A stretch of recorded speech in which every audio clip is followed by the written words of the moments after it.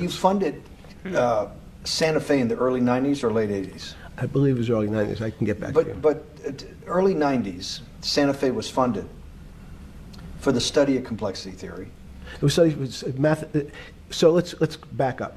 So why did I buy a ranch in New Mexico in 1993? So that gives you some sense. So I would have funded it in 1990. Los Alamos, which was the high energy lab up in New Mexico, was losing all its scientists. And Los Alamos, it was where Oppenheimer and where a lot of the nuclear weapons program, the bomb. That's where the Manhattan Project. Manhattan Project was as Los Alamos, and you bought your property out in New Mexico to be near that? Yes, because the scientists were going to be, they cut the funding for high energy physics.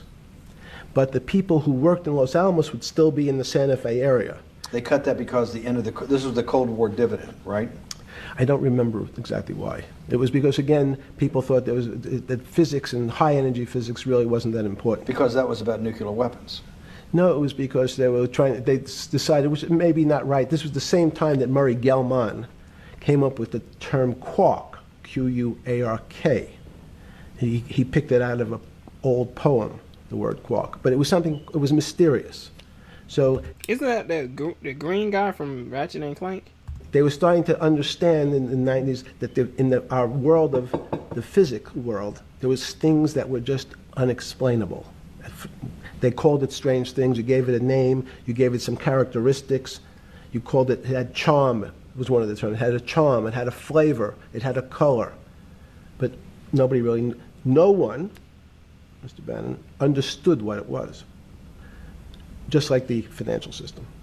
And you wanted to investigate that?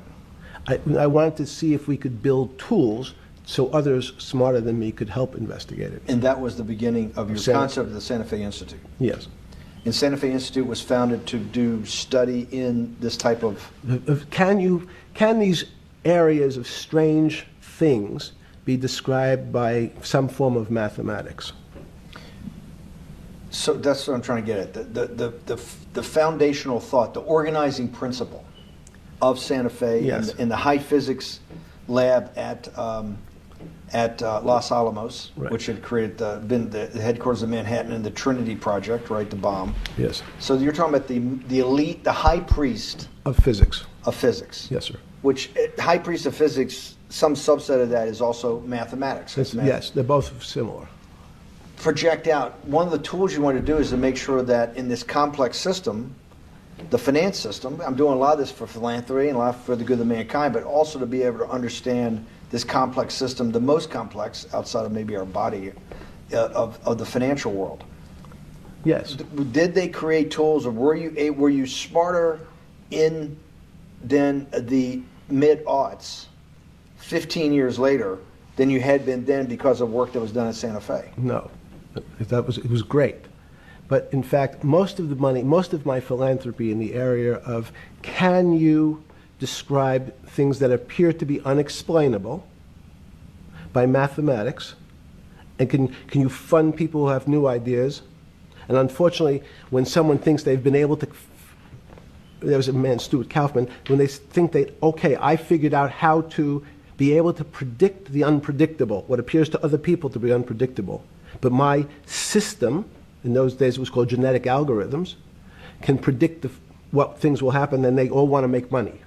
So they use their systems to try to figure out, they know they have figured out the way to make money because they figured out the unexplainable. They try, they go bankrupt, and we start again. Grip. Damn, man, come on now. Damn, tire moving by itself? Like it's AI? It was up.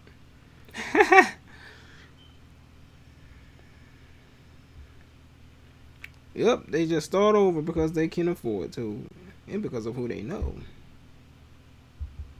So with a cold view, what I've come to realize is that the attempt to mathematize, formularize, or what in your prior work, to understand what really is, in today's world, still unexplainable, is impossible. They're miracles.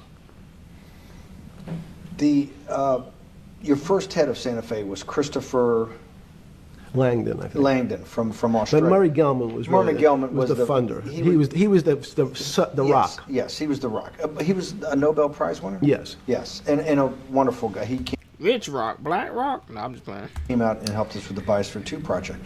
He came with Chris Langdon. Yeah. Chris Langdon was the operator, the day-to-day guy. Chris was doing artificial life. Right. Murray tried to lead his own artificial life. Yes.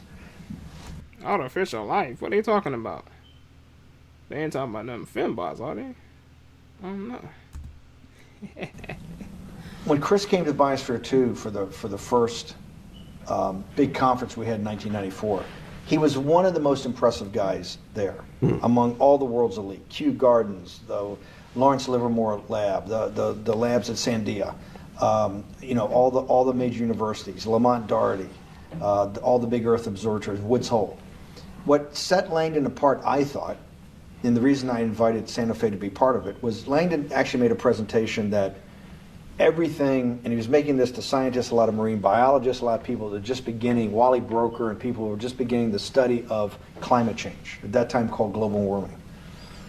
That he made this compelling presentation that everything's really mathematics. Yes. It's all just back to math.